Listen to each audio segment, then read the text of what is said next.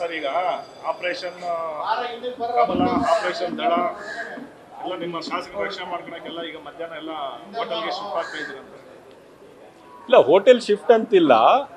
ಈಗ ಸಂಖ್ಯಾಬಲಯ ಪ್ರಕಾರ ಕಾಂಗ್ರೆಸ್ ಪಕ್ಷ 3 ಅಭ್ಯರ್ಥಿಗಳನ್ನ ಗೆಲ್ಸ್ಕೋಬೇಕು, ಬಿಜೆಪಿಯವರು ಒಬ್ಬರನ್ನ ಗೆಲ್ಸ್ಕೋಬೇಕು.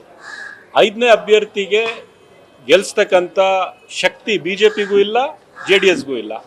ಆದರೂ ಸಹ ಯಾಕೆ 5ನೇ ಅಭ್ಯರ್ಥಿ ನೀವು ಕಣಕ್ಕಿಳಿಸಿದ್ದೀರಿ ಅಂತ ಪ್ರಶ್ನೆ.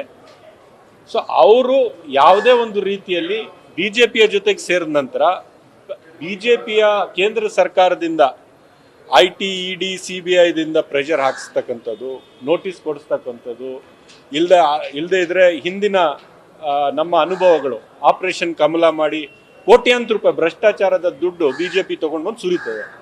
ಇದೆಲ್ಲ ಮಾಡ್ತಕ್ಕಂಥದ್ದು ಎಲ್ಲ ಇದ್ದೇ ಇರ್ತದೆ. ಅವರ ರಣನೀತಿ, ಅವರ ಸ್ಟ್ರಾಟಜಿ ಇರ್ತದೆ. ಒಂದು ಕಡೆ ಭ್ರಷ್ಟಾಚಾರದ ಬಗ್ಗೆ ಮಾತನಾಡ್ತಾರೆ, ಇನ್ನೊಂದು ಕಡೆ ಭ್ರಷ್ಟಾಚಾರದ ದುಡ್ಡು ತೊಗೊಂಡು ಆಪರೇಷನ್ ಕಮಲ ಮಾಡ್ತಾರೆ. ಸೊ ಇದ್ರ ವಿರುದ್ಧ ನಾವು ನಮ್ಮ ಸ್ಟ್ರಾಟಜಿ ಮಾಡ್ಕೋಬೇಕಲ್ಲ. ಸೊ ನಮ್ಮ ಶಾಸಕರ ಜೊತೆಗೆ ನಾವು ಕೂತ್ಕೊಂಡು ಸಮಾಲೋಚನೆ ನಡೆಸಿ ಯಾವ ರೀತಿ ಮತದಾನ ಮಾಡಬೇಕು, ಯಾವ ಅಭ್ಯರ್ಥಿಗೆ ಯಾವ ಶಾಸಕರು ಮತದಾನ ಮಾಡಬೇಕು, ಮತ್ತೆ ಬರಹ ರೀತಿಯಲ್ಲಿ ಲಿಖಿತ ರೂಪದಲ್ಲಿ ನಾವು ವೋಟ್ ಹಾಕ್ತಕ್ಕಂಥ ಪದ್ಧತಿ ಇದೆ ಯಾವುದರಲ್ಲಿ, ರಾಜ್ಯಸಭಾ ಎಲೆಕ್ಷನಲ್ಲಿ.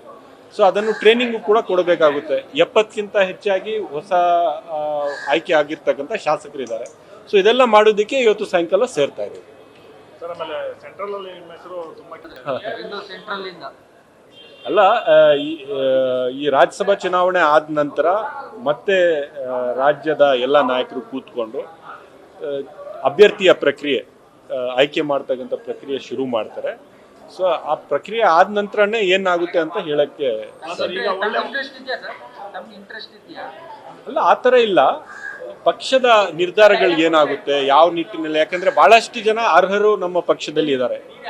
NA ಹ್ಯಾರಿಸ್ ಅವರು ಇದ್ದಾರೆ, ಜಮೀರ್ ಅಹಮದ್ ಖಾನ್ ಅವರು ಇದ್ದಾರೆ, ಬೇರೆ ಹೊಸಬ್ರು ಕೂಡ ಕೇಳ್ತಾ ಇದ್ದಾರೆ.